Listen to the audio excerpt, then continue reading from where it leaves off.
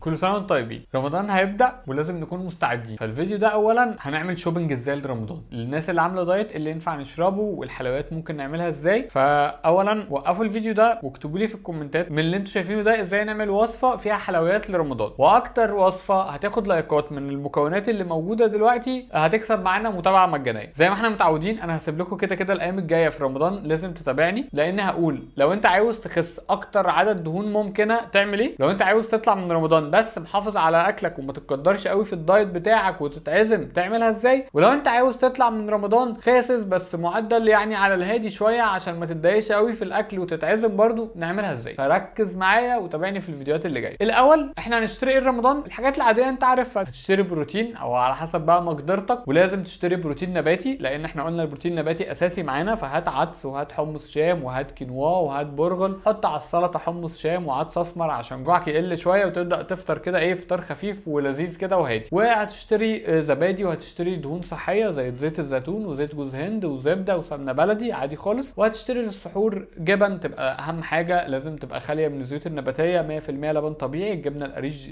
جميله وزي الفل، والبيض جميل، والفول جميل ما عنديش اي مشكله معاه، والزبادي جميل وزي الفل. طيب نشرب ايه في رمضان؟ دي الحاجات اللي احنا هنجيبها. بس اولا ينفع نشرب الجرين كولا زي ما قلت قبل كده، ينفع نشرب ليمون نعناع، ليمون ونعناع فريش، ده نعناع احنا جايبينه اهو. ينفع تشرب 7 اب دايت بس يا ريت مش كل يوم، وينفع تشرب هاي برو بعد الفطار او في السحور هيبقى لطيف قوي وبديل للزبادو، وينفع يتاخد وفيه 20 جرام بروتين. مبدئيا العصاير التانية مش معانا خالص، والحاجات التانية كلها مش معانا اللي بتتشرب يعني. فدي بس الحاجات اللي ايه اللي اشتريها دلوقتي على حسب كام يوم بقى انت ممكن تشرب بيه الحاجات دي. طيب ممكن نعمل وصفة رمضان بحاجات بسيطة جدا، مقادير بسيطة قوي. ممكن ناخد الجوز الهند نحمرها في زبدة، او ممكن نحط عليها زيت جوز هند، ممكن نحط عليها كاكاو خام، نحط عليها حبة سوداني او مكسرات، وممكن نحط عليها معلقة هيلث بريد في الاخر، بتبقى حاجة لطيفة جدا وينفع تاخدها. هنسيب لكم الوصفة في الكومنتات، وزي ما انتم شايفين هي جميلة جدا كده، وممكن تاخدها 3 4 مرات في الاسبوع والولاد هيحبوها عادي خالص. وقولوا لي في الكومنتات كذا وصفة برده لرمضان واحنا كلنا هنقراها، واكتر كومنت زي ما قلت لكم هياخد لايكات هياخد متابعة مجانية. بس استنى بقى اهم حاجة، انا عاوزكم تكتبوا لي دلوقتي في الكومنتات احنا هنعمل سيرفي كده لكام واحد عايز يدخل رمضان يطلع خاسس اكبر عدد من الدهون، لان ده هعمل له فيديو لوحده، وكام واحد عايز يدخل في رمضان يحافظ بس على وزنه وما يزيدش بس يعمل دايت، مش دايت بس يبقى يعني موضوع بسيط شويه، وكام واحد عاوز يدخل في رمضان ويطلع خاسس حاجه بسيطه ومن اكل البيت وما يتضايقش، عشان انا هعمل فيديو لكل واحد. بس لازم تشاركوني في ده عشان ابقى عارف مين مهتم بالموضوع دوت. كل سنه وانتم طيبين، ورمضان فرصه ذهبيه جدا انك تحافظوا على المكتسبات اللي انتوا عملتوها او تضيفوا مكتسبات جديده. كله اكل صحي ورمضان كريم عليكم.